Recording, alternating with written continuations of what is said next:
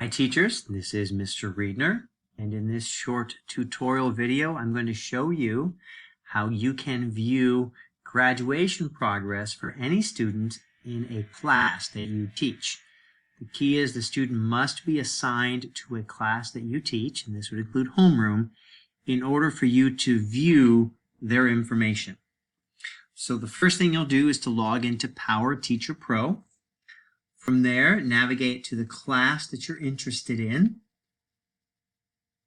In that class, or when you find the class, you'll select the little backpack icon. Within the class, select the student that you are interested in getting further information about. And then from the select screen function on the right, you will select Historic Graduation Plan Progress. Now let me clarify quickly why you have two options. I have already set up the graduation feature within PowerSchool.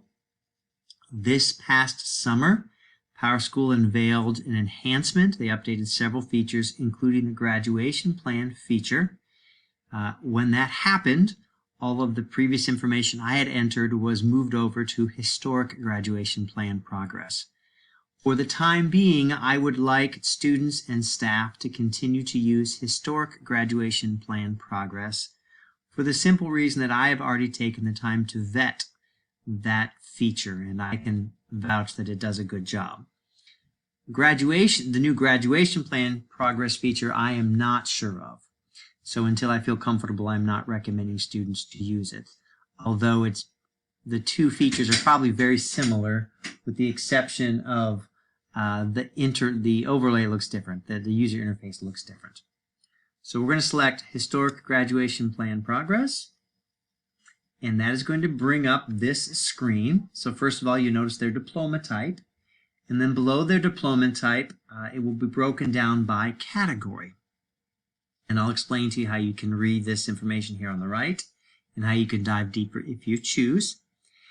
So with each category, we have a progress bar. And what the progress bar tells us, if it is dark green, that means that particular requirement has been completed. If it is light green, that it is in progress. If it's white, it is not in progress yet. So under science, for example, this student has already met the biology requirement by passing 2 semesters. It is dark green, and therefore there's a check mark.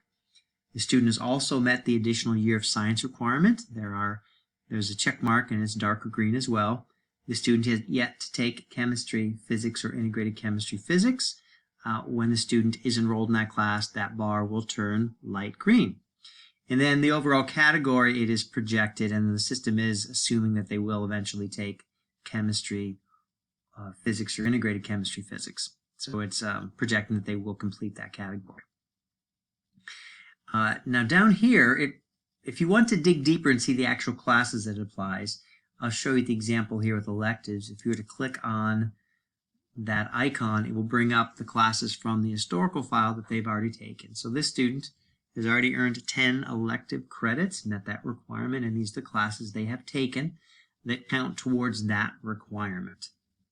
You can do that for actually any category, and it would show you the class that they've taken. It does not show you the grade, just the class.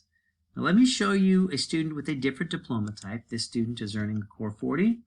Let's select a student here that is on track for academic honors. Academic honors also requires us to make sure they have a minimum grade point average of a 7.9, as well as the fact that every semester grade earned must be a C- or higher to count towards that diploma. This student, every semester grade they've earned is a C- or higher. If that was not the case, then instead of a check mark here, we would see a red X. With academic honors, there is this is a technical honor student. There is an additional category of career technical education. So again, if we click on that, it will show us this student has earned 6 credits in a career technical program, 3 credits a semester. For those students earning academic honors, you'll also find there'll be a 4th year of math listed. There will also be 2 more categories down here in place of career tech. There would be world language, and there also would be fine arts. This is a quick overview, teachers. If you have any further questions, I strongly encourage you to reach out. If students have general questions about their graduation progress, you can now show them or check for them.